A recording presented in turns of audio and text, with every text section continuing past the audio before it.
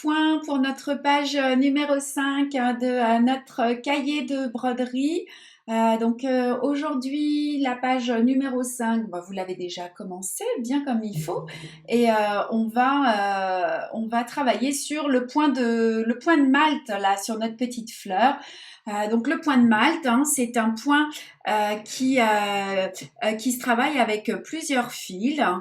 Moi, j'ai pris là le parti de prendre 4 fils doubles. Donc, vous enfilez 4 fils dans le chat de votre aiguille, puis vous amenez les extrémités à l'autre bout. Donc, vous vous retrouvez à travailler avec 8 fils. Voyez, attendez, je vais passer sur la transition, comme ça vous allez pouvoir voir. Voilà. Les 4 fils sont passés dans le chat de l'aiguille, hein, et toutes mes extrémités arrivent au bout. Hein, il est complètement doublé. Oui, donc je disais, vous pouvez essayer aussi avec les 6 fils. Ça risque de faire un petit peu épais, mais encore une fois, expérimentez, faites-vous plaisir, essayez. Alors, c'est un point normalement qu'on travaille en ligne pour faire des petites franges pour les animaux, des petites bottes de Noël, donner un petit peu de relief. Ici, donc, on le travaille en rond. Ce sont donc les pétales des fleurs. Et donc, comme il va falloir couper les franges, il faut toujours essayer de travailler par étape, c'est-à-dire que ici vous avez donc 2 cercles. On va commencer par le cercle extérieur qui sera recouvert après par le cercle intérieur. Donc pour cela, c'est assez simple. Je vais donc zoomer un petit peu pour que vous puissiez voir un peu mieux.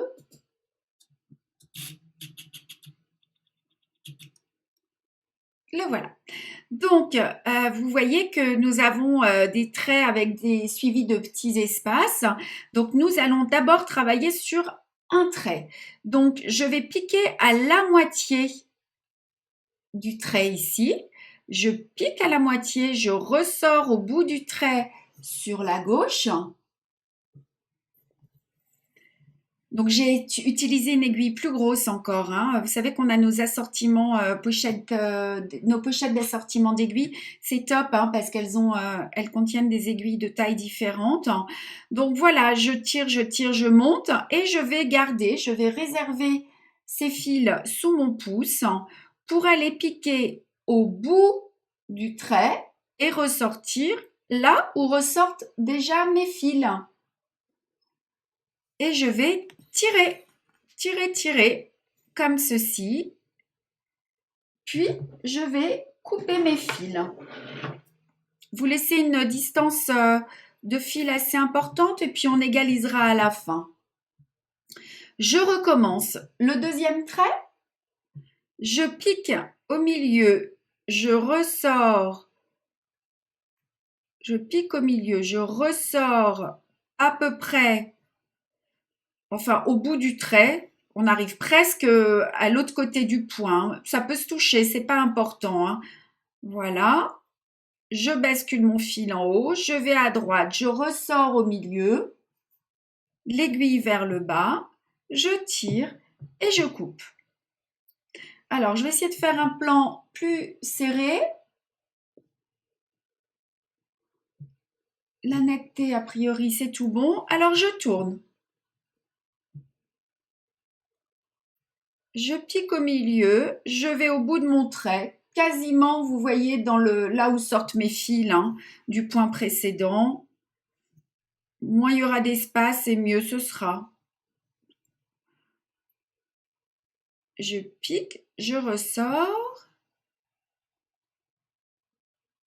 Alors, si vous voulez éviter, vous avez compris, hein, on va le refaire encore une fois, vous coupez à chaque fois. Voilà. Mais si vous voulez aller un petit peu plus vite, vous allez couper tout à la fin, c'est-à-dire que vous piquez, vous ressortez le fil sous le pouce, vous montez vos fils, vous piquez, vous ressortez l'aiguille vers le bas, comme ceci. Et là, eh bien, je ne vais pas couper tout de suite. Je vais garder le fil sous le pouce, C'est pour peut-être les plus expérimentés, hein, quand vous le maîtrisez davantage, le point. Lorsque vous avez compris comment est-ce qu'il fonctionne, vous pouvez à ce moment-là vous permettre de faire ça en gardant quand même sous le pouce suffisamment de fil, hein. Voilà, je continue. Oups, je me suis un peu glissée sur la droite.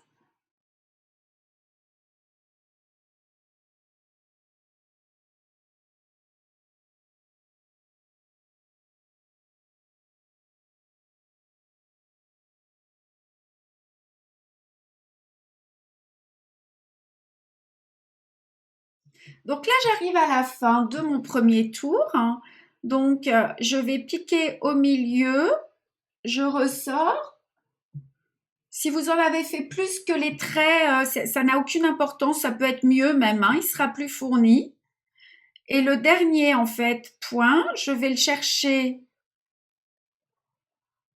dans le premier et je ressors à la moitié. Voilà. Et là, je vais couper. Donc, l'idée maintenant, ça va être de couper chacune des boucles.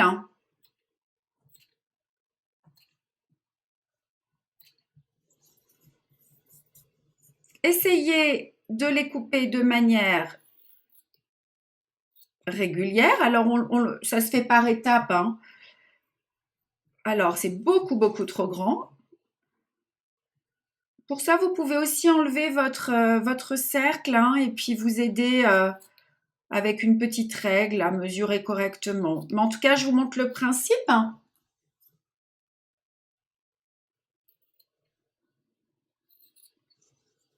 Alors là, elle est encore, elle n'est pas très épaisse, mais avec le deuxième tour, elle va vraiment s'épaissir. Puis ensuite, quand vous aurez mouillé les pétales, les fils vont prendre leur place. Une fois que vos fils sont quasiment égalisés, vous allez faire le deuxième tour intérieur. Donc pour ça, vous repréparez donc une aiguillée et vous allez vous glisser au-dessus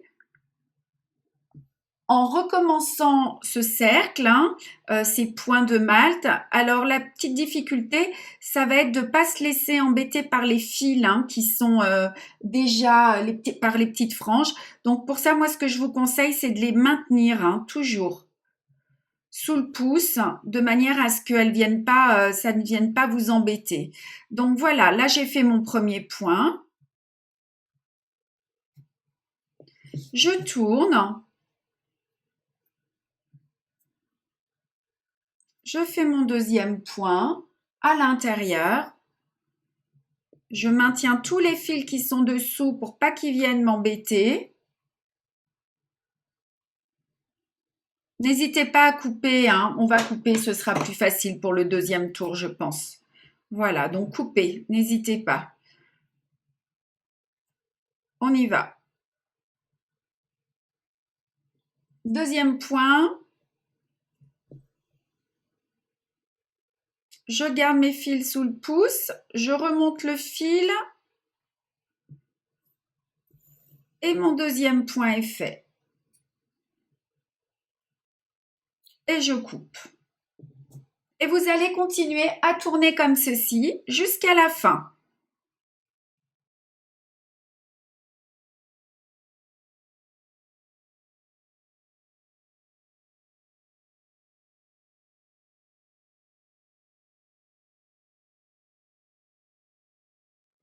Alors ça y est, j'arrive à la fin.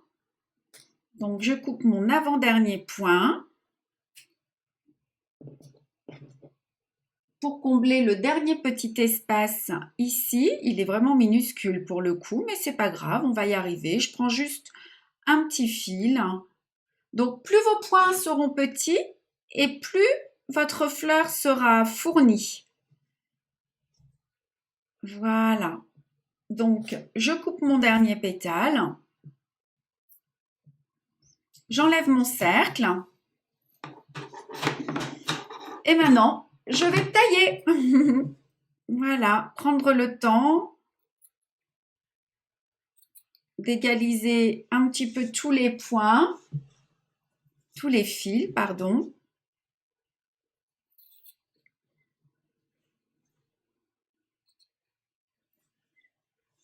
Alors, je vais prendre un peu de hauteur de manière